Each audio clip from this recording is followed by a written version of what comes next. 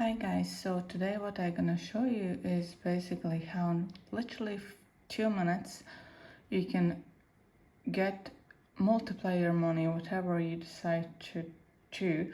So here we are on Blackbet, a trading platform where we're gonna buy currency we will put one currency which costs us 209.80 USD dollars. After that, press buy, of course, and we will have it in our order. And our options here, when we go to money storage, which obviously when you are interested, let me know, I will give you the little link how to register and all, is here we can straight away sell it for one currency for 428 euros. So that's the difference what you get between buying on Blackbet and selling straight away. Let me know if you're interested. Thank you.